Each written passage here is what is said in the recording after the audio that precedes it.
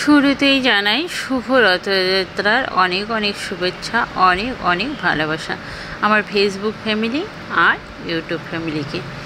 তো কেমন আছো? আশা করছি সবাই ভালো আছো, আমিও অনেক ভালো আছি। তো এবার রথযাত্রাটা আমি বেলকনি থেকে আর ছাদ থেকেই দেখো উপভোগ করেছি, নিচে নামিনি, কারণ রথের দড়ি টানতে পারবো না, যেহেতু আমাদের এক শাশুড়ি মা মারা গিয়েছে। তোমরা অনেকেই জানো 1 বছর কালশেষ আসি, তার জন্য কোনো মানে মন্দিরের পুজো বা এই যে এইগুলো রথের দড়ি নাকি আমরা টানতে পারবো না, তার জন্য আর নিচেও নামিনি, কারণ শরীরটা আমার অনেকটা খারাপ ছিল। তো আর কি, রথ দর্শন করা নিয়ে কথা, সে নিচে নেমেই করি আর বেলকনি থেকেই করি। তো আমি এবার বেলকনি থেকেই বেশ উপভোগ করলাম আর তোমাদের সঙ্গেও শেয়ার করলাম। যেহেতু আমি সব কিছুই শেয়ার করি, ছোটো ছোটো মোমেন্টগুলো, তো এটা কেন আর কি বাদ যায়, সেটাও তোমাদের সঙ্গে শেয়ার করি।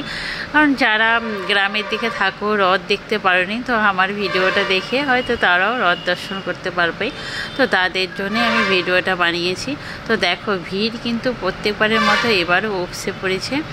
তো দেখো অনেকগুলো রথ গিয়েছে, আমি সবগুলো যে ভিডিও ক্লিপ নিয়েছি তা নয়, সবগুলো নিতে পারিনি। তো এই যে এখান থেকে ছাদের থেকে কিছুটা দেখে নিলাম, আর এরপরে আমি বেলকনিতে যাব। বেলকনিতে যখন রাস্তার ওই ছাড় দিয়ে যেই রথগুলো যাবে সেগুলো দেখো আমি দেখছি। আর এখন দেখো হালকা হালকা বৃষ্টি শুরু হয়েছে, 2-1 ফোঁটা করে বৃষ্টি পড়ছে।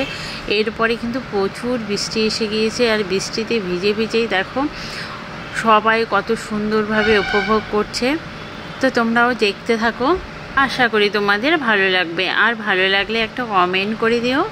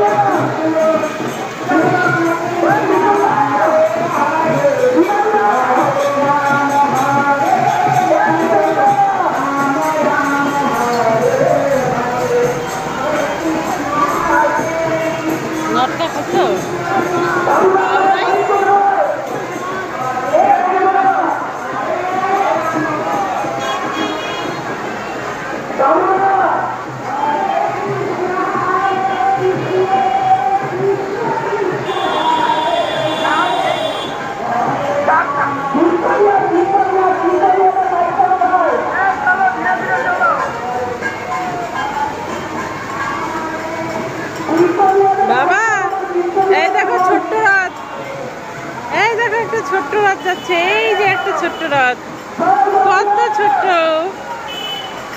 ভ্যানে করে নিয়ে যাচ্ছে রথটাকে, এত ছোট।